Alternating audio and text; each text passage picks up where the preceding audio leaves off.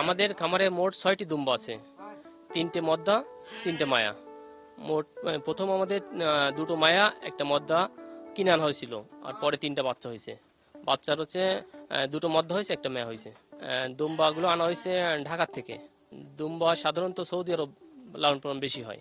আমরা এখনো বিক্রি করতে পারিনি, বা আমাদের বিক্রি করার মতো পরিবেশ হয়নি এখনো। আমরা এখন আস্তে আস্তে বাড়াবো।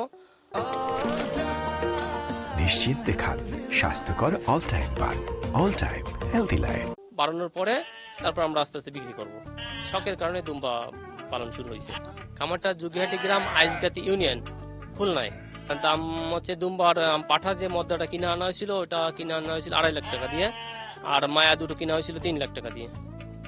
আমরা সাধারণত এই ঘাস, লতাপাতা, এই সব কিছু সবজি থাকে, দানাদার খাবার দেওয়া হয়, গমের ভুসি, ভুট্টার ভুসি, মিক্সার জাতীয় খাবার।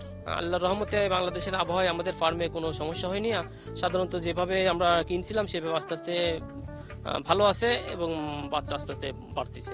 ভবিষ্যৎ পরিকল্পনা হচ্ছে, আমরা তো সামনের দিকে মানে আগ্রহী করবো আমরা, যে আজকে 3টা আছে, এখন 6টা হয়েছে।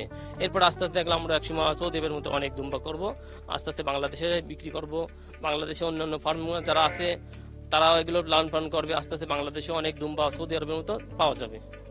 আমরা ভাবতেছি আল্লাহর রহমতে, আল্লাহ যদি সহায় থাকে আমাদের পরে, আমরা কুরবানি হাটে উঠানোর মতো মানে আমাদের মন মানসিকতা আছে। আমরা হাটে উঠাবো একসময় অনেক।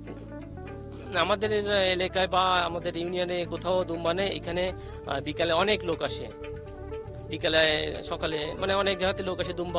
দুম্বা তো সৌদি আরবের প্রাণী, আমাদের অঞ্চলে বাংলাদেশে পাওয়া যায় না, দেখাই যায় না। তো অনেকে ভিড় করে, কিন্তু আমরা তাদের সাথে ভালো ব্যবহার করি এবং সবাই দেখতে দিই। কারণ আজকে হয়তো আল্লাহ আমাদের সাহেবের ফার্মে দুম্বা আনতে দিছে, কিন্তু দেখা গেল অনেক জায়গা নাই, শখ করে অনেক দেখতে আসে। এই আমাদের পাশে নদী আছে, নদী দিয়ে অনেক ট্রলারে অনেক মেহমানরা আসে, তাদের আমরা দেখতে দিই। আমরা দুম্বাদের 2 বেলা খাবার দিই। সকালে হচ্ছে 8টার সময় খাবার দিই, আর বিকেল 5টায় খাবার দিই। ওই ঘাস দিই, আর কিছু লিকুইড খাবার দিই। ধানের কুড়া দিই, পানি মিশাই দিই। তারপর হচ্ছে গমের ভুসি, বুটের ভুসি, মিক্সার জাতীয় খাবার আছে আমাদের বানানো, ওইগুলো খাবার দিই। আর ওর সাথে কিছু কিছু ধানের যে কুটো বা নাড়া বলে, খিচুড়ি, ওগুলো দিই। স্বাস্থ্য ক্ষেত্রে ইনকেস যদি কোনো সমস্যা হয়, তখন আমরা ডাক্তারের পরামর্শ নিই। ডাক্তার আছে, ডাক্তার এসে ট্রিটমেন্ট দেয়, আল্লাহর রহমতে সমস্যা হয় না। ওই দেখা গেল শীতকালের দিকে একটু ঠান্ডা লাগে, বাস অতটুকু। আবার জ্বরের ট্যাবলেট খাওয়া দিলে ঠিক হয়ে যায়, বা একটু পায়খানা সমস্যা হলো, ওই ট্রিটমেন্ট দিলে সুস্থ হয়ে যায়, সমস্যা হয় না তখন। এই দুম্বা হচ্ছে আমরা দেখাশোনা করি, আর ঘাস টাস খাতে দিই, কাটে দিই, গোসল করাই টাইম মতো, যেগুলো করণীয় সেগুলো করি।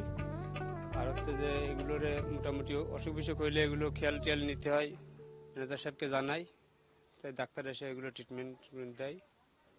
এ ব্যাপারে মোটামুটি ভালো লাগে সব।